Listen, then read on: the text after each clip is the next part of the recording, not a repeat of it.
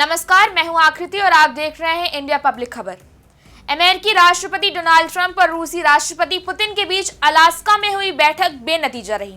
ना तो इसमें रूस यूक्रेन समझौते को लेकर कुछ साफ हो पाया और ना ही ट्रंप पुतिन ने इस पर कोई टिप्पणी की। ऐसे में अब हालात ये बन रहे हैं कि अगर यूक्रेन रूस से समझौता कर भी लेता है तो भी उसके हाथ कुछ नहीं आने वाला, और दूसरी तरफ अगर वो ऐसा नहीं करता है तो अमेरिका जैसे सहयोगी के साथ छूटने का भी डर है। चलिए इस पूरे मामले को विस्तार से जानते हैं। करीब 3 साल से ज्यादा समय से चल रही रूस यूक्रेन की जंग अब निर्णायक मोड़ पर है। इस बीच दोनों देशों के बीच शांति वार्ता की उम्मीदें भी सामने आ रही हैं। आज वॉशिंगटन में व्हाइट हाउस में डोनाल्ड ट्रंप और जेलेंस्की की मुलाकात होने वाली है। इसके पहले ट्रंप ने रूस के राष्ट्रपति पुतिन से भी अलास्का में मुलाकात की थी, हालांकि वो बेनतीजा ही बताई जा रही है। जेलेंस्की के साथ बैठक से पहले ट्रंप ने अपनी मंशा साफ कर दी है। बैठक से पहले ट्रंप ने साफ शब्दों में जेलेंस्की को अपने मंसूबे बताकर यूक्रेन की उम्मीदों पर पानी फेर दिया है। डोनाल्ड ट्रंप ने यह स्पष्ट कर दिया है कि यूक्रेन ना तो क्रीमिया को रूस से वापस ले सकता है और ना ही निकट भविष्य में नाटो की सदस्यता हासिल कर सकता है। ट्रंप का यह बयान आज यानी जेलेंस्की के वॉशिंगटन दौरे से ठीक पहले आया है, जहां व्हाइट हाउस में ट्रंप और जेलेंस्की रूस यूक्रेन युद्ध और शांति वार्ता पर चर्चा करने वाले हैं। दरअसल डोनाल्ड ट्रंप लंबे समय से ही रूस और यूक्रेन के बीच युद्ध को खत्म करवाने का दावा करते रहे हैं।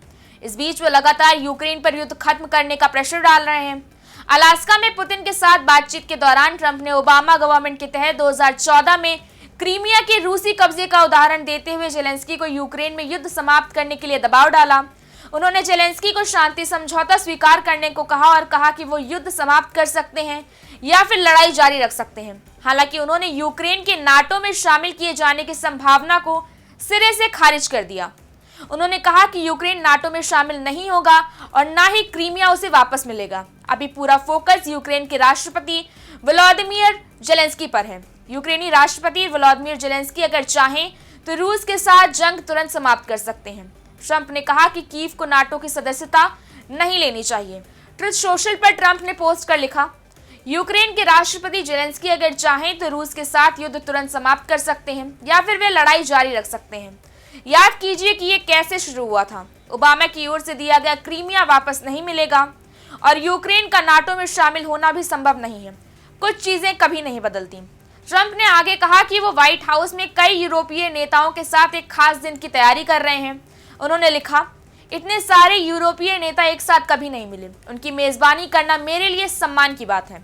एक अन्य पोस्ट में उन्होंने आगे कहा, फर्जी खबरें ये कहेंगी कि राष्ट्रपति ट्रंप के लिए हमारे खूबसूरत व्हाइट हाउस में इतने सारे महान यूरोपीय नेताओं की मेजबानी करना एक बड़ी क्षति है। दरअसल ये अमेरिका के लिए बहुत सम्मान की बात है। दरअसल डोनाल्ड ट्रंप आज यानी सोमवार को वॉशिंगटन में जेलेंस्की और यूरोपीय नेताओं की बैठक की मेजबानी करने वाले हैं। अमेरिकी राष्ट्रपति ट्रंप ने पिछले सप्ताह अलास्का में रूसी राष्ट्रपति व्लादिमीर पुतिन से मुलाकात की थी। इसके पहले बीते शुक्रवार को ट्रंप ने यूक्रेन के राष्ट्रपति जेलेंस्की के सामने पुतिन का प्रस्ताव भी रखा था। ट्रंप ने कहा था कि यूक्रेन को युद्ध समाप्त करने के लिए समझौता करना चाहिए क्योंकि रूस एक बहुत बड़ी शक्ति है और वो नहीं है। उन्होंने जेलेंस्की को पुतिन के प्रस्ताव के बारे में भी बताया था कि अगर यूक्रेन ने डोनेट्स्क का सारा हिस्सा छोड़ दिया तो अधिकांश मोर्चों को विराम हो जाएगा।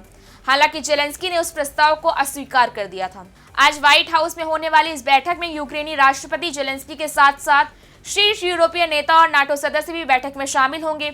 यूरोपियन यूनियन के अध्यक्ष Ursula von der Leyen, Italy के प्रधानमंत्री जॉर्जिया मेलोनी, फ्रांस के राष्ट्रपति Emmanuel Macron, German chancellor Friedrich Merz और नाटो महासचिव मार्क रूट ने भी अपनी उपस्थिति की घोषणा कर दी है। ब्रिटेन के प्रधानमंत्री कियर स्टारमर भी प्रतिनिधिमंडल का हिस्सा रहेंगे।